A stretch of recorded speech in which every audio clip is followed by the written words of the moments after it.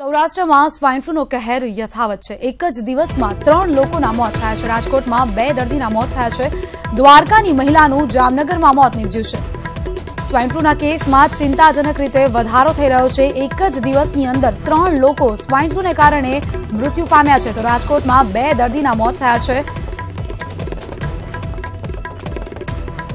વધુ માહિતી સાથે જોડાઈ ગયા છે સંવાદદાતા હરીન માત્રાવાડિયા। હરીન, સૌરાષ્ટ્રમાં પણ સ્વાઇન ફ્લૂનો કહેર યથાવત જોવા મળી રહ્યો છે। એક જ દિવસમાં 3 લોકોના મોત થયા છે।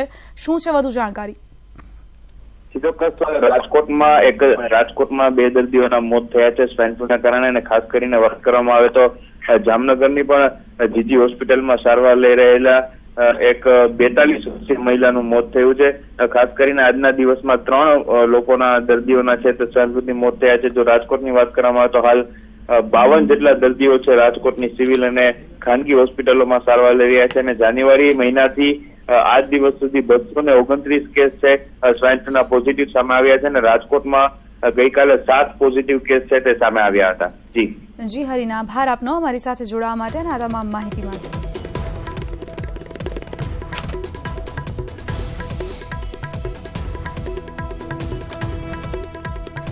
તો રાજકોટમાં સ્વાઇન ફ્લૂને કારણે વધુ એકનું મોત થયું છે। એક દિવસમાં 2ના મોત થયા છે।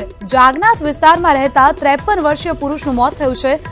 52 દર્દી સિવિલ અને ખાનગી હોસ્પિટલમાં સારવાર લઈ રહ્યા છે। જાન્યુઆરીથી અત્યાર સુધીમાં કુલ 229 કેસ નોંધાયા છે। ગઈકાલે જ 7 નવા કેસ નોંધાયા હતા। સ્વાઇન ફ્લૂએ જાણે કે સમગ્ર રાજ્યમાં ભરડો લીધો છે। સતત કહેર યથાવત છે।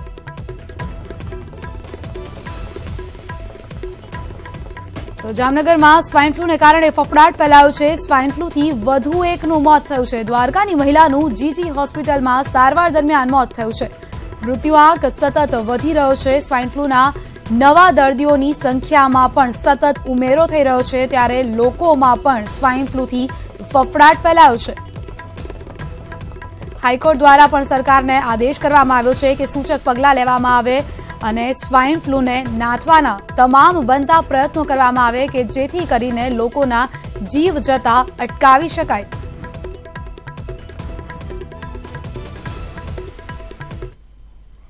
આગળ વધીએ, હજુ પણ અમદાવાદના એસટી વિભાગના કર્મચારીઓ પોતાની માંગને લઈને મક્કમ જોવા મળી રહ્યા છે। એસટીના યુનિયનોને વાતચીત કરવા માટે કોઈ આમંત્રણ ન મળતા તેઓએ મધરાતથી માસ સીએલ પર જવાની ચીમકી ઉચ્ચારી છે।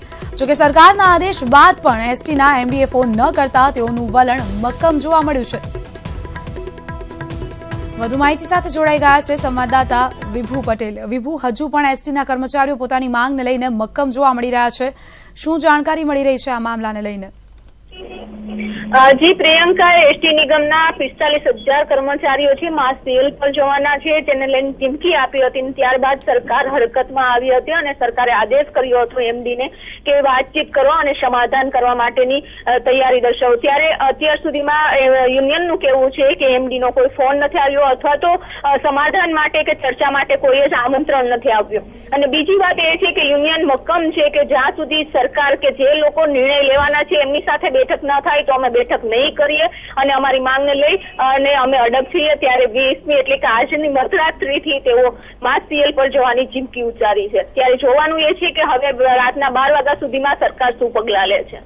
જી વિભુ, આભાર આપનો અમારી સાથે જોડાવા માટે।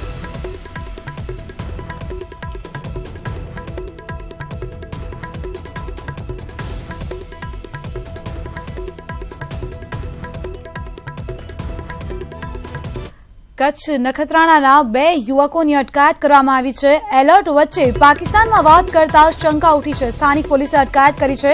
એસઓજી દ્વારા બંને યુવાનોની પૂછપરછ થઈ રહી છે। પ્રાથમિક તપાસમાં કોઈ શંકાસ્પદ વિગતો નથી મળી રહી। તપાસ બાદ પોલીસ સત્તાવાર ખુલાસો કરશે। એલર્ટની વચ્ચે 2 યુવાનો પાકિસ્તાનમાં વાત કરતા હોવાથી બંનેની અટકાયત કરવામાં આવી છે। એસઓજી દ્વારા બંને યુવાનોની પૂછપરછ કરવામાં આવી રહી છે, પરંતુ પ્રાથમિક તપાસમાં કોઈ શંકાસ્પદ વિગતો બહાર નથી આવી। જોકે તપાસ બાદ જ પોલીસ આ મામલે સત્તાવાર ખુલાસો કરશે।